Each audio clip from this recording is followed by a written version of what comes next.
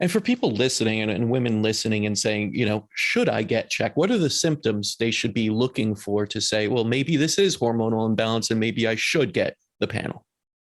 The things that I see the most commonly are going to be hair loss. Rampant hair thinning, hair loss, fatigue.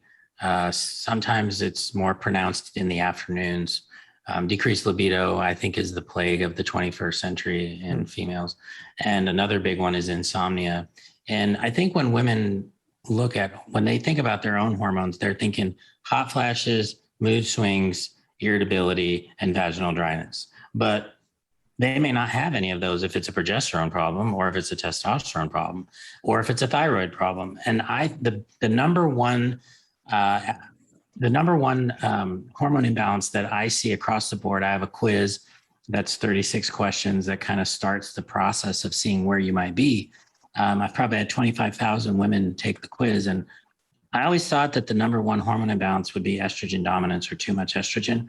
And far and away across the board is testosterone deficiency. I mean, that's literally probably, I would say, the number one hormone imbalance in women.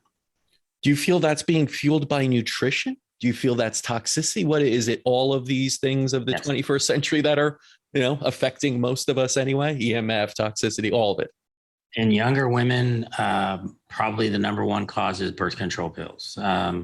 Birth control pills raise sex hormone binding globulin, and that drives down your free testosterone. So women in their 20s have super low testosterone. Women in their 30s and 40s, yes, indirectly and directly related to diet, because weight gain is going to drive down your testosterone levels, especially if it's abdominal weight.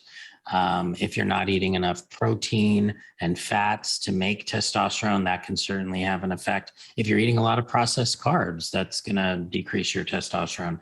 So, and yeah, like you mentioned, just kind of the what we call neuroendocrine disrupting agents, plastics and PCBs in the food supply and pesticides and things like that can also affect testosterone levels, because in effect, what they do is they can mimic estrogens, and estrogen in the body is going to lower testosterone. So the higher your estrogen, usually the lower your active testosterone is in the body. So usually it's related to weight or estrogen in the food supply or birth control pills and medications.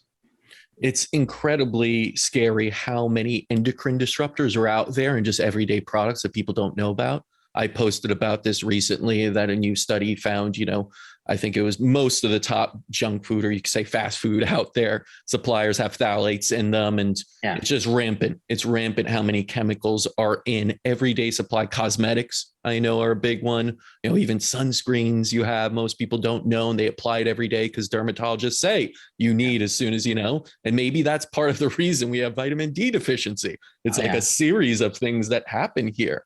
Yeah, we're afraid of the sun. I know. And it's crazy because how many people are vitamin D deficient, and that's the best way to get it through the sun, and not wearing the sunscreen that would probably be an endocrine disruptor anyway in it with the chemicals in it.